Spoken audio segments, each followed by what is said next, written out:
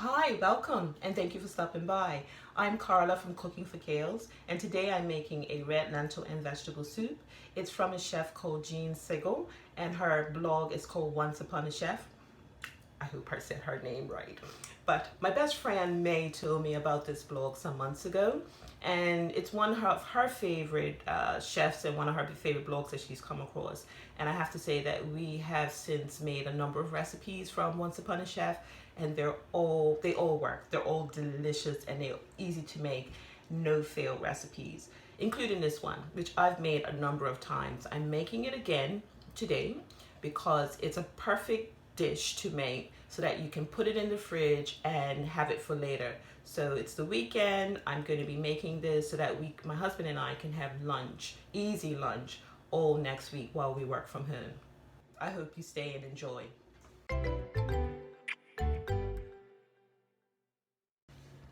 So the ingredients for this particular recipe are quite simple. There's red lentils, a can of tomatoes, a can of chickpeas, a large carrot, an onion, some garlic, and then the spices are cumin, thyme, bay leaves, and smoked paprika. Then you need some chicken stock or vegetable stock if you wanted to make it completely vegetarian. This is something that only my husband and I are going to eat, so it's okay for me to use chicken stock because Caleb's not going to touch this. He's really not into soups. And also some frozen vegetables. And Jen says that you can actually use whatever frozen vegetables you have on hand. It don't have to be peas and corn. That's just what I have, and that's what I will be using. Okay, so I've peeled the vegetables and I'm getting them ready to chop, and I've opened up my can of tomatoes. I've also opened up the chickpeas and rinsed those off. And so now what I will do is I will chop up the onion. The recipe calls for just a diced, simple dice. For me, cooking, the act of chopping vegetables is sort of a meditative exercise. I just really enjoy doing it. If after a long day at work and I have to come home and cook, I look forward to chopping up an onion and garlic. That's one onion chopped, 4 cloves of garlic. Just for me, it's a meditative process. I know some people find it kind of fiddly, but just the action of the knife running against the board feels good. And when you have to smash garlic as well, oh, if you've had a hard day, you can just think about taking out that frustration on the garlic. So that's the onion and that's the garlic. It also calls for diced carrot. So I've peeled this carrot. Just gonna quickly create a dice.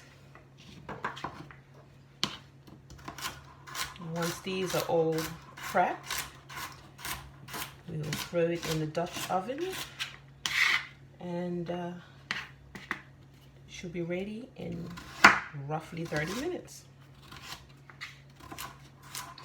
I'm very happy that May told me about Once Upon a Chef because, as I said earlier, her recipes, Jen, who runs the blog, her recipes, they definitely do work. And oftentimes you can come across blogs, food blogs, and I've come across my share of them. And the more you cook, you can look at a recipe and you can just decide, you can just see that, that doesn't seem right. But obviously, Jen is a previous chef, so she knows what she's talking about.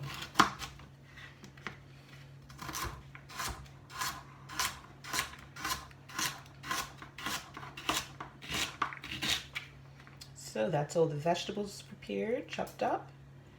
The next step is to put them all in the pot. So I've got my Dutch oven heating up. Just gonna add a little bit of olive oil, about a tablespoon. I'm trying to heat up a bit. Oh yeah, you can tell it's warm and you can smell the olive oil. First go in the onions.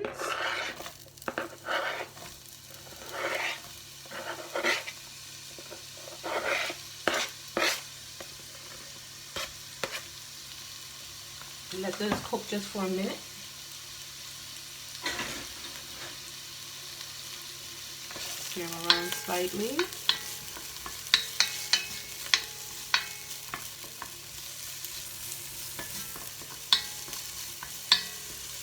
So they become translucent. This takes no time whatsoever in this pot. These pots are so worth investing in.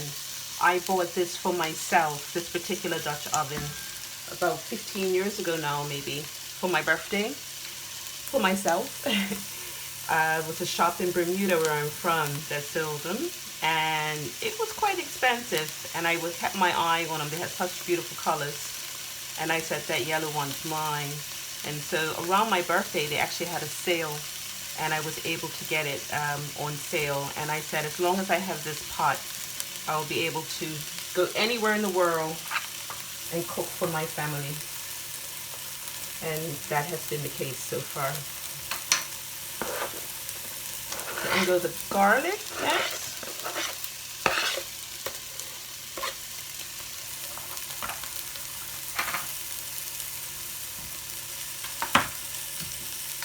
I'm not going to let that cook too much because garlic can quickly burn and we don't want it to burn. So now I'm going to add some spices. The recipe calls for a heaping 1/4 teaspoon of smoked paprika and 3/4 teaspoons of cumin. Delish. One of my favorite spices. Let that warm through for a quick second. Put the carrots in.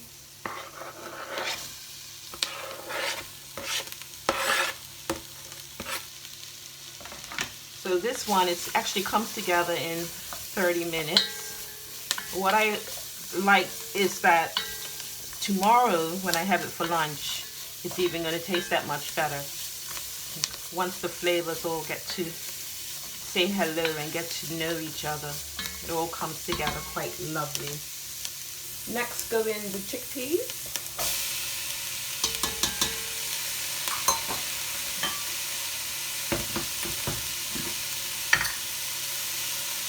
And a 1/3 cup of red lentils. And Jen on her blog makes the point that you shouldn't put more than a 1/3 of a cup of the lentils and the red lentils in, because then it will become quite stodgy. But these lentils will cook quickly, and they also help the soup. It helps thicken the soup as well. And then in goes the can of tomatoes, chopped tomatoes, 4 cups of broth, 2,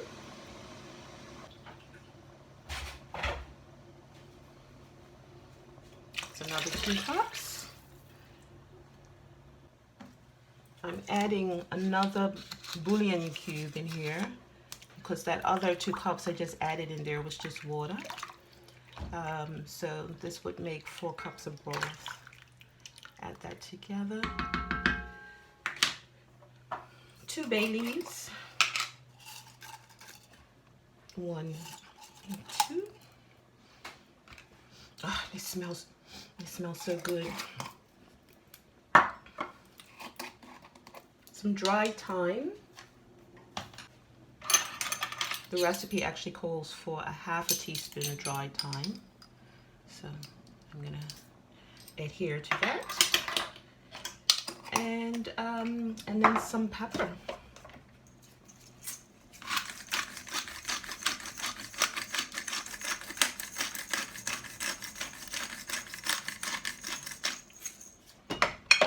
To taste. Mix that all up. See how simple that was? And then you're gonna let this simmer for a couple of minutes. I think it's, let it simmer for 10 minutes, and then you'll add your frozen vegetables at the end of the process. So I'm gonna put the top on here and let this get happy.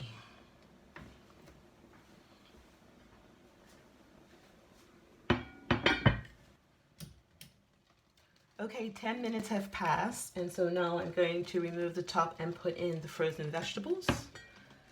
Oh, look at that. Oh, yes. So far, it's looking good. Let's just throw in some peas and some corn. But as Jen says on her blog, any frozen vegetables you have on hand or vegetables that you have in your fridge would totally work for this. So it's a very adaptable. It's a very adaptable recipe. Okay, top back on and simmer for another 10 minutes, and then it should be done. So another 10 minutes have passed. I'm just going to remove the top and see how it's doing. Oh yes, this looks amazing. Very nice. One of the other things that Jen recommends on her blog is that you can take a portion of this out and put it into a blender and make a puree, and then put that puree back into the soup if you want it to have a thicker consistency. I'm quite happy the way this one is, so I'm going to leave it as is. The only thing that I'm going to do now to finish it off is just to add a little salt to taste. One more stir. Want to give it a little taste.